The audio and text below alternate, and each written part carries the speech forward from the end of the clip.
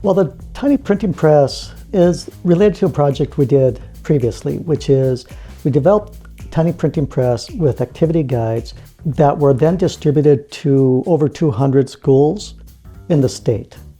And the thought was that for those care facilities and schools that have a pen pal program, for instance, they could print postcards, stuff like this, off of a tiny print press and be in touch with one another. This was a model that was done in Europe, developing these tiny print presses, which are made by 3D printers, so they're very inexpensively made, but very durable. What we did with the school, NDSU, is we worked with their department and said, okay, some of the people we work with have physical limitations. How can we change the design of a tiny print press to make it more accessible to be able to be used effectively with people who have mobility issues? I love the design of these presses. Part of what I love about it is that it's absolutely a functional item.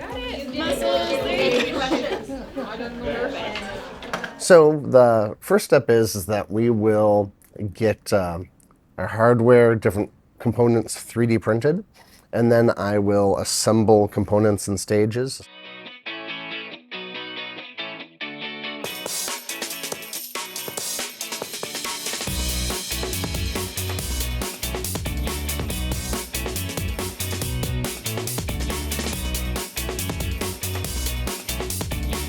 And everybody, when they first see the tiny press, everyone has to turn the handle because it's such an engaging piece of technology.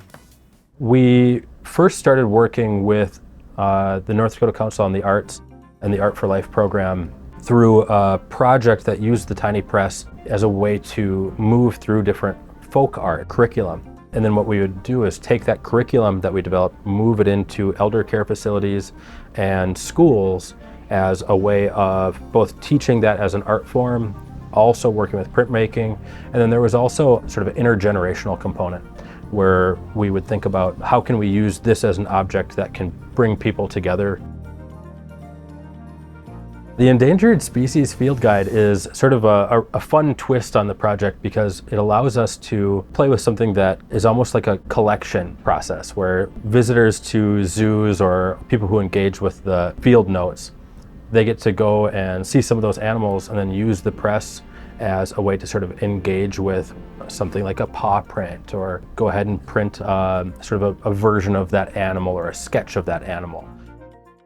We identified the endangered species at each of the 4 zoos. So I reached out to the other zoo directors. We have 4 zoos in North Dakota, and they were happy to give their list of endangered species. And then we sent that to those helping with the field guide and wanted to showcase some things. Sometimes people don't think that North Dakota has these species. It's just a wonderful way to involve everyone in this fabulous project. Today was the tiny printing press with the endangered species. Pretty neat. We had the zoo come in and talk about the different animals at the zoo and some of the endangered ones. And then NDSU explained the tiny printing press, and then the kids and the tenants got to operate the printing press. The interaction between the students and the tenants was great. The intergenerational learning between the two is phenomenal. You have the residents that when they start talking, their eyes light up, they start to smile.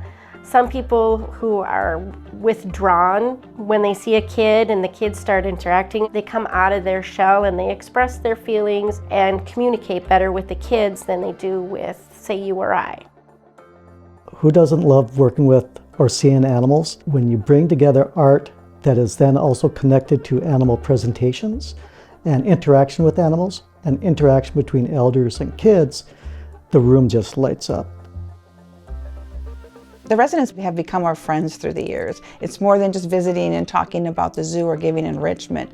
We always say if the seniors and the kids get half as much out of it as we do, it's a win. To bring that full circle, when those kids came in, sat at the tables with the seniors right away, didn't hesitate, very friendly both ways, and to watch the seniors and the children work together with the tiny printing press, with the animal plates in there, and making cards and making pictures and smiling and laughing.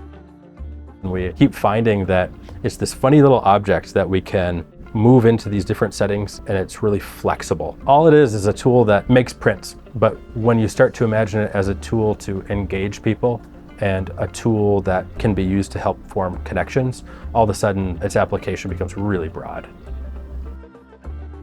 Well, I think this project really has potential to become a model, not just in our state, but in many other states. North Dakota is seen as a national model for art and creative aging. But then you also see the children, like we did today, helping the elder and asking advice for the elder. You know, it shows that goodness, I think, that interaction between generations. Funded by the North Dakota Council on the Arts and by the members of Prairie Public.